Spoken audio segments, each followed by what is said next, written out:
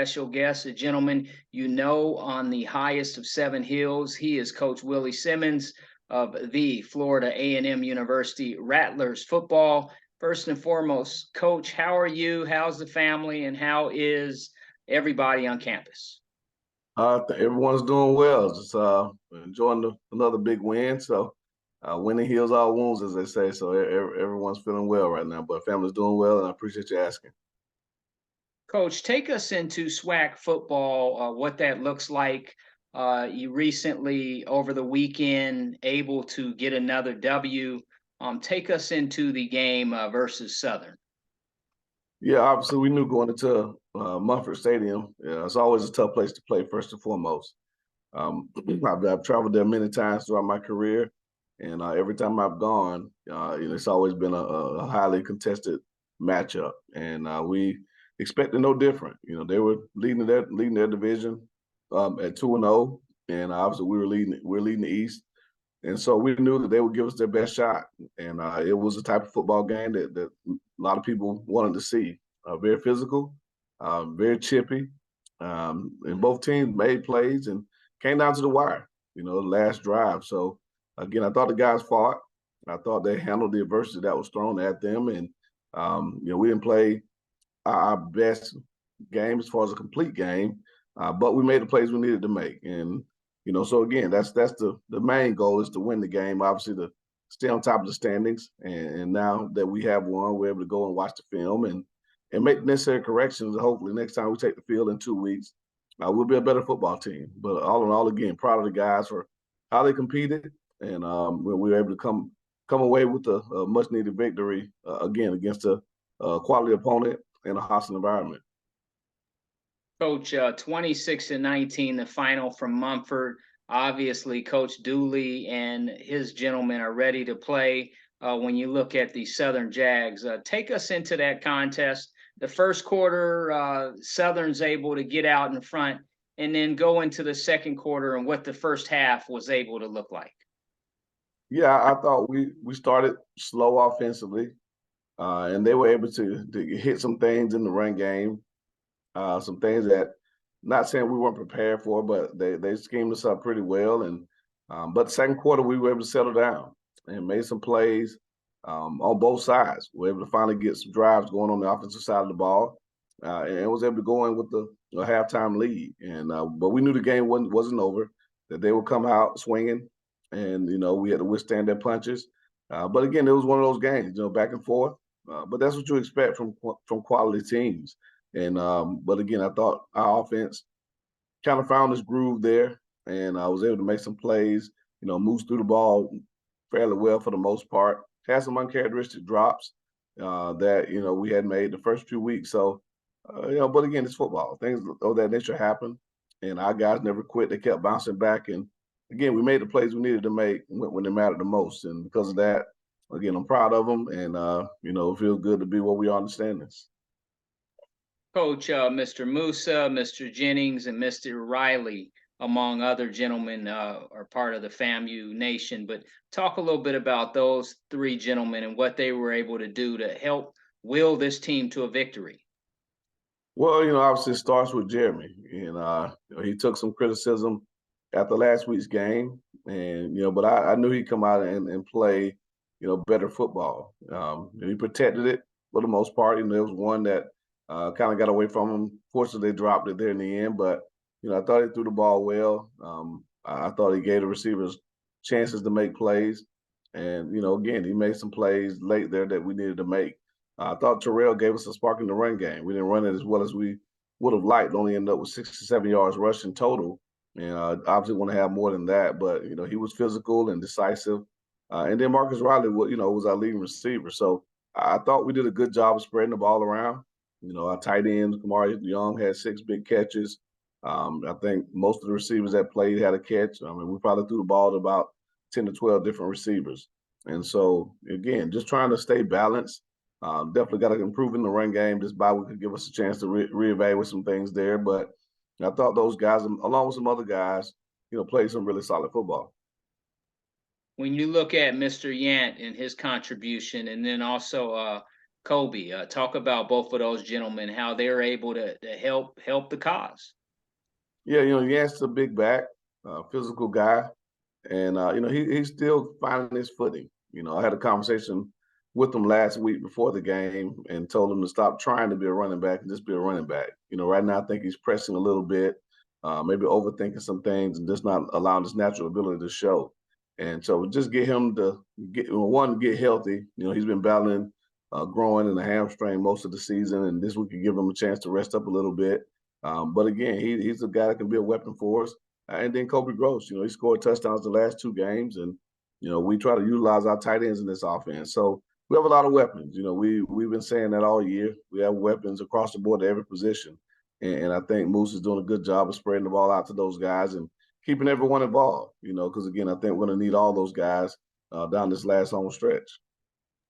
Coach, the defensive side of the ball, they're showing up, they're competing, and they're striking and striking and strike again, if you will, to use one of your terms. But talk a little bit about your defensive side of the ball. Yeah, defense has been really carrying us all season, and we knew we had a special unit, a lot of talent, a lot of depth. Our schemes allow guys to play extremely fast, and so after being hit with some early runs, we settled down and was able to adjust and make the necessary plays, to stop the run. We gave up the big ball there, I think in the second quarter, for a long touchdown. But aside from that, I thought we neutralized their passing game, and so we, ended up with 2 sacks there, a big sack there late to back them up in 2 minutes, and kept pressure on the quarterback. So again, I just all in all, I thought the defense really stood up and played to their capabilities. And so again, they're continuing to play at a high level. Offensively, we got to match that. And then special teams, I thought we were solid as well. Coach, currently 5-1 in the driver's seat, so to speak, but continuing to bring the lunch pail and work as hard as possible. Talk about your football team, where you are this time of year, and we get into what I call October football, and that's very important. But talk about your team at this point in the season. Yeah, we talk all the time about controlling our own destiny. And we knew in order to do that, we had to take care of business in the first week, which we did, and then every conference game after that. And so our team has put itself in a position to where we don't have to check scores after games to see who's won and, see if they helped us out. And that's a great place to be. First time we've been here in a long time. And so, it's been a physical 6 weeks of football, some really quality opponents. And, and again, we're so to speak, at the top of the hill.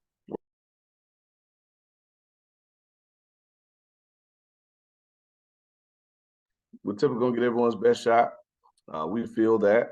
And, we got to match their intensity. And I thought we did that for the most part, But again, it's a long season, a lot of football left to play. But continue to grow, continue to develop, continue to find our identity on offense. And but as long as our defense is playing the level they're playing, it gives us a chance to take time to do that. Coach, when you have a bye week in the middle of the season, is that a blessing? And talk a little bit about how you have the physical piece and then you also have the mental piece, whereas young gentlemen can have an opportunity to look at some schoolwork. There's several moving parts, but just talk a little bit about taking advantage of a bye week. Yeah, I think the bye week's coming at a perfect time. We've again played 6 straight weeks of ball, some quality opponents, some physical ball. We're a little banged up. We're not a little. We're banged up. Up front, we got some injuries. Out wide, we got some guys with some soft tissue injuries, hamstrings, groins, those type of things. So the first thing we want to do, one is get healthy. And allow our guys to really utilize this time to get their bodies back prepared for this, this last stretch. And academically, we've traveled a lot, and we got to make sure we get caught up academically in the classroom and turn some papers in and finish some projects and things of that nature. So academics is always number one, and we got to make sure that we use this week to really get caught up. It'll give us a chance to really work some fundamentals.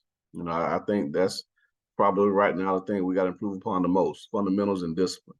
At times we don't show that we're a very disciplined football team. That starts with me. obviously as a head football coach.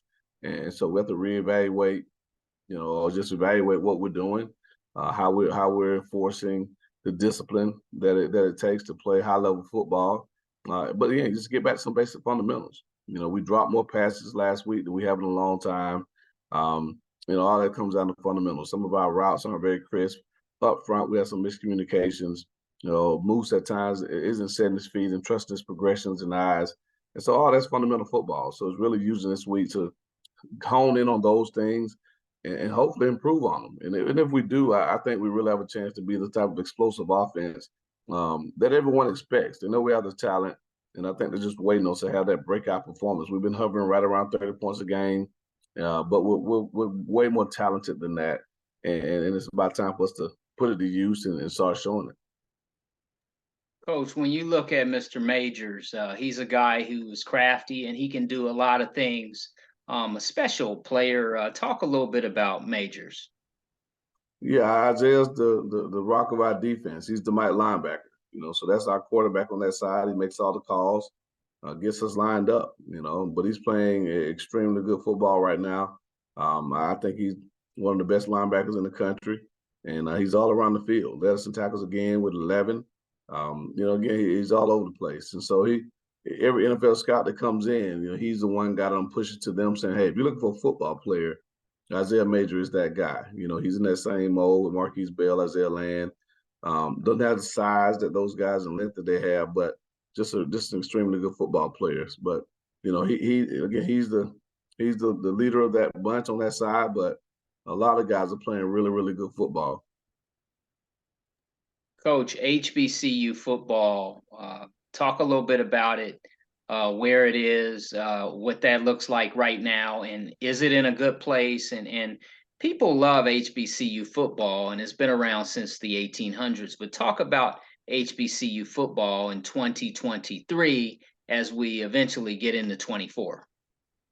Yeah, I think the conferences, the MEAC, the Swac, even HBCUs that are in PWI conferences, I think it's in a really good place. A lot of people were kind of concerned about the quote unquote post prime era and what HBCU football will look like, but I think myself and others included have continued to carry that mantle and try to put a good product on the field. Continue to develop our guys, give them a chance to play at the next level. There are a lot of guys that I think the scouts are looking at. We have a few here at FAM, and I know other places as well. So, again, yeah, really good coaches, good players, and it's a great product. It's a reason that the SWAC leads the nation FCS in attendance every year. People love their universities. They love representing, the team representing them in football games. And so we just continue to do the little things right, continue to grow and build our programs. And I think the more we're on TV, the more people see the product that we're putting out there, and it's starting to garner the recognition that we've all hoped for. Coach, the transfer portal, as it were, and then also NIL. And those are two concepts that we're kind of getting more familiar with. They've been around a couple seasons now, but just talk a little bit about NIL and also the transfer portal, if you will. Yeah, there are two things that obviously, as coaches, as athletic administrations, even as institutions, we have to really, really be mindful of. It's the new wave of college athletics, not just football.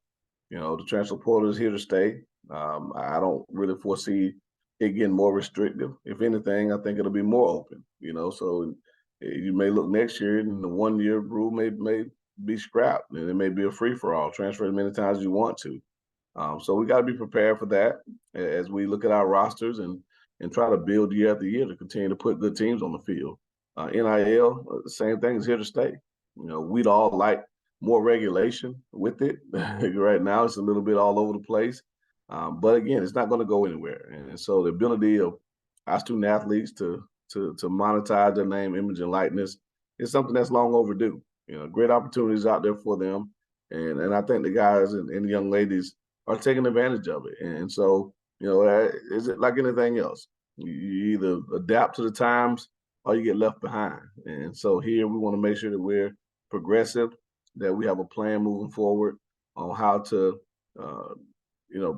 manage our roster the right way, recruit the right type of young men, utilize the portal that way, but also make it to where we don't have a mass exodus every year of individuals leaving our team to go play elsewhere.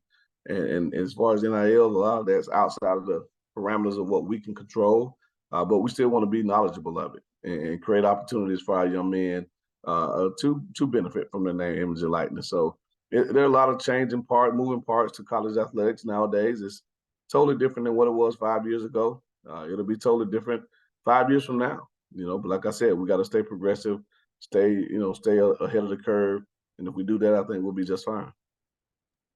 Coach, bye week, more practice and preparation. Then you go out on the road again. I'm calling it Texas two-step. Even though the first part of it is Houston, but talk a little bit about Texas Southern and so far what you see from that club.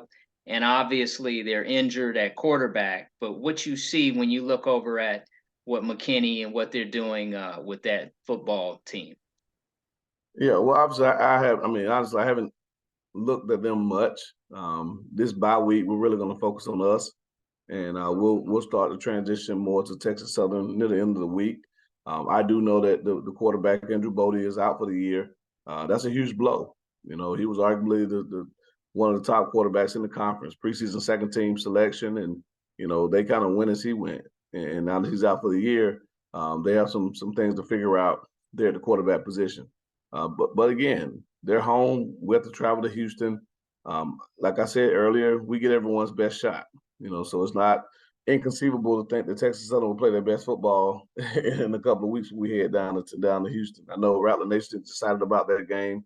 We'll have a huge contingency of Rattlers there to support us, and it'll be a great atmosphere. But they're a dangerous football team. I have a ton of respect for Coach McKinley and the job that he's done there, and we got to prepare our guys to play 60 minutes. Because again, like I've always said, it's about us. It's not really about the opponent who we're playing. It's about us, our preparation, our attention to detail, our relentless focus. Like it says on our shirts, and just doing the things it takes to be a championship football team. Coach, down the line, as early as December, when you see some gentlemen walk across the stage, you shake their hand and they shake Dr. Robinson's hand and they get a degree, something they can use for the rest of their lives with an education. How beautiful is that? And talk a little bit about the educational process and making young men just mold them into the future people they will be. Well, that's honestly our number one priority. Is to prepare these guys for life after football. They all have aspirations of going to the NFL, and I hope they keep those. But at the end of the day, even the NFL runs out at some point. And so it's the next phase of life, post-football, that we're really concerned about. So can they position themselves to be hireable, whatever that field is? And do they have the soft skills and all the things that they need to get the job and keep the job and be successful? And so for us, that's what we look at. We're fortunate enough this year that we're playing with over 20 guys who are taking the field with their college degrees already in hand, and that's something that we're very proud of, and hopefully that trend continues. Then like I said, we want to get them graduated within 4 years. We want to do our part to continue to uplift the university. The entire university is on a 4-year graduation track, and that's why we're a top 100 public institution now. And so we continue to reiterate that to our guys that they're not just there to play football. They're there to get a quality education from a top 100 school in the country that will open tremendous doors for them.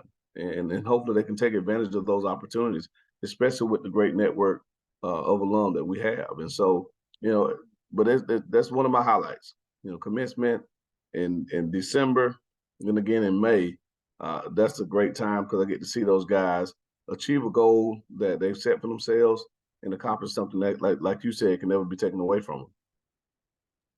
Coach, we've talked about it several times, but when you think about the Famu brand, the Famu football experience, and Mr. Gaither and all of those gentlemen who are part of it, whether it be Mr. Riley, yourself, and the list goes on. Just talk a little bit about Billy Joe. Just talk a little bit about that legacy, and again, what that looks like, what it's like for you personally.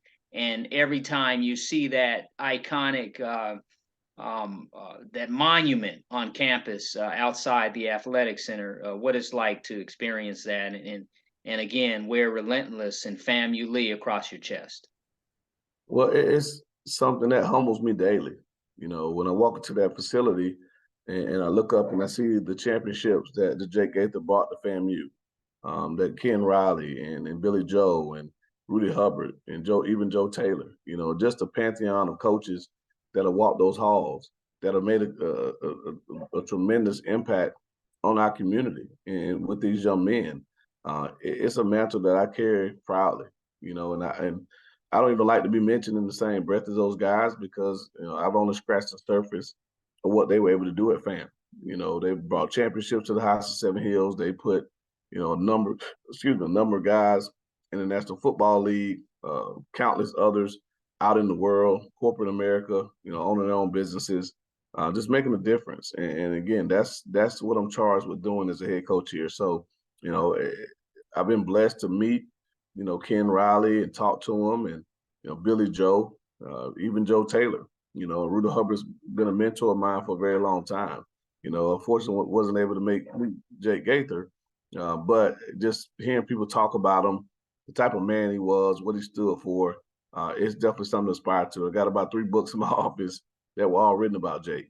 You know, and you know that's something again to aspire to, and you know have a statue built of you, to have your name be synonymous with greatness at FAMU. And you know, if any true Rattler, you know, there are 3 names that immediately they recognize. You know, that's Dr. Foster, the band director for all the years that made the March 100 what it is. That's you know, Dr. Humphrey, obviously, the president that really put FAMU on the global map, and that's Jake Gaither. You know, the legendary coach who, you know, aside from Eddie Robinson, was probably the most accomplished head coach in HBCU history.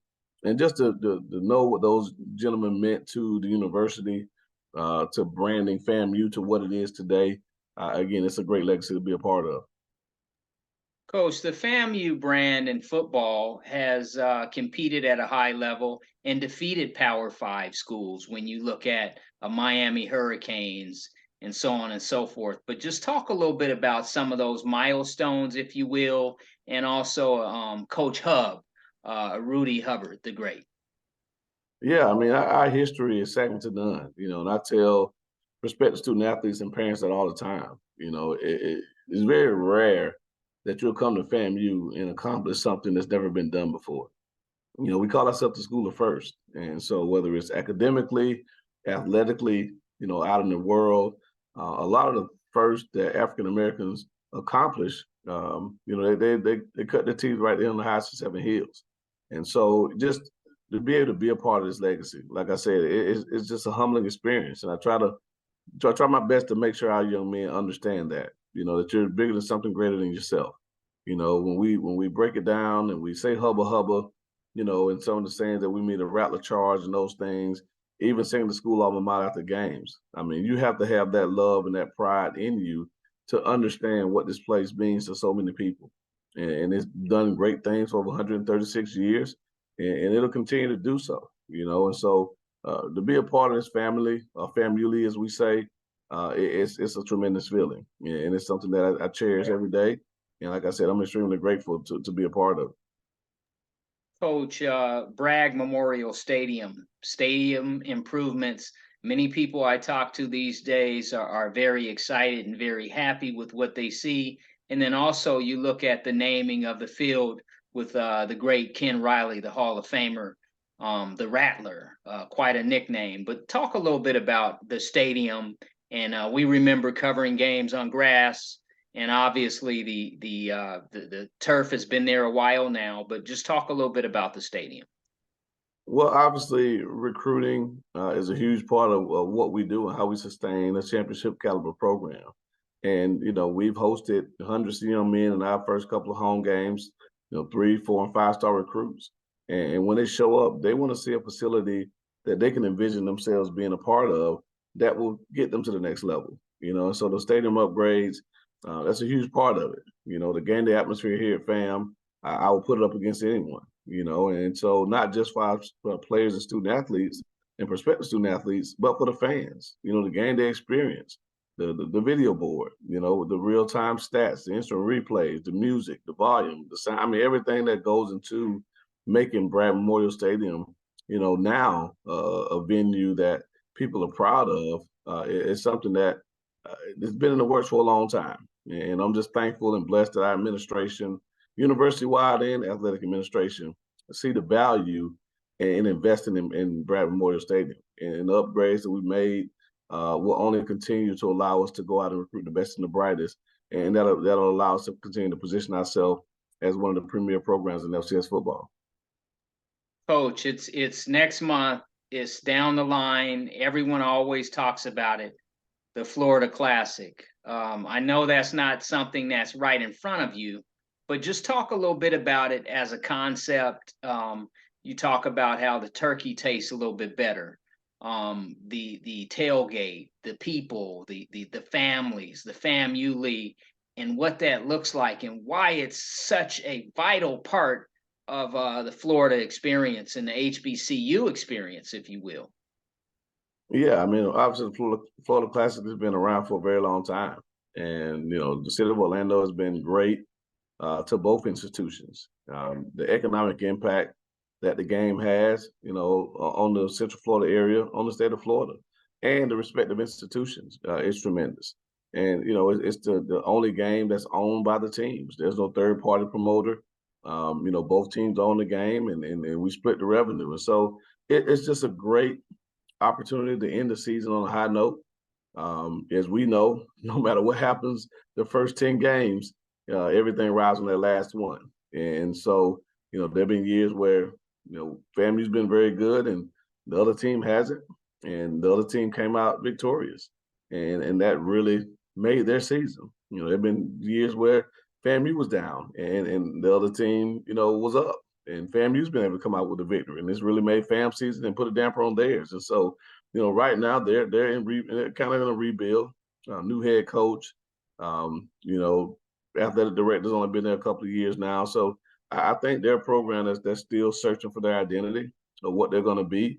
They're competitive. They're playing some tough games, and by that time, I think they'll be hitting on all cylinders. And so, regardless of what the records show, regardless of what happens, even if we clinch by then, which is a hope, we got to go into that game as if it's a national championship game, because for many people it is. Believe it or not, you'll have rattlers to say they'd rather be 0-10 and win the Classic than to be 10-0 and lose the Classic.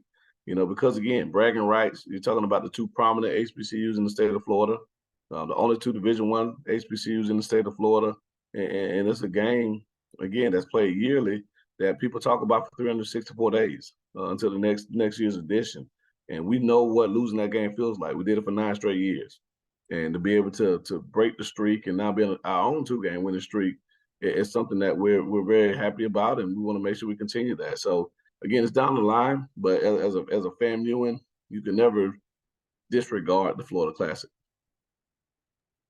Coach, talk a little bit about Deion Sanders, Coach Prime, what he was able to do in the Swac, and then he flipped the script. Now he's in the Pac-12 at Colorado, and everybody knows what Coach Prime is doing there. But just talk a little bit about the man, the person, your friend, a quality human being, a coach, a gentleman who is really helping the game of football. Talk about Prime. Yeah, I mean, just he's a polarizing figure. You have those that love him, and unfortunately, you have those that that don't. He's been a great friend, even before he got into the conference, and just to see what he's done during his time at Jackson and out Colorado, it's inspiring. And the thing about Prime, he does it his way. He doesn't try to be anybody. He is who he is, and I can appreciate that. And I have a ton of respect for the job that he's doing. I've always had a ton of respect for the job that he's done as a coach, even during his time at Jackson.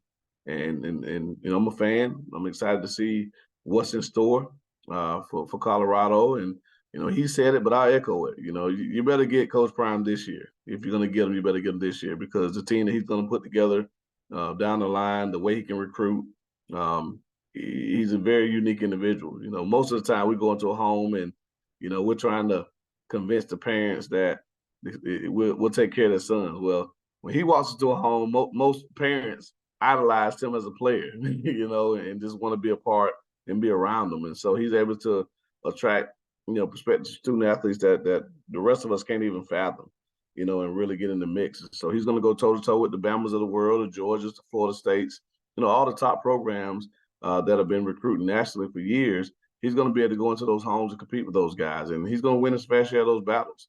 And when he can build a team with the depth that he needs to compete in Power Five, I think there's definitely going to be a team to look out for in the near future. Coach, the Celebration Bowl, Atlanta, Georgia. It's down the line. It's in December. All the teams in the Swac want to be there. All the teams in the MEAC want to be there. But just talk a little bit about the Celebration Bowl, and again, it's down the line. And just take us into the Celebration Bowl and the concept. Well, I think it's a great concept. You have your fans who will prefer the FCS playoffs to allow us a chance to do what we did in 1978, which is win an outright FCS national championship. But the financial gains, the national exposure that the Celebration Bowl brings, I think is something that's too good to pass up. And obviously that's a goal for ours every year, is to end the season in the Celebration Bowl and win it and be outright HBCU national champions. And of all the teams that have a chance to play in the Celebration Bowl, I don't think there's a fan base that wants to be in Atlanta more than our fan base. Atlanta's always been a phenomenal city for our people, and I think you're going to see some attendance records shattered if we can finish this thing off the right way and end up in Atlanta in the Celebration Bowl, because it's something that FAMU has been clamoring to do for a very long time.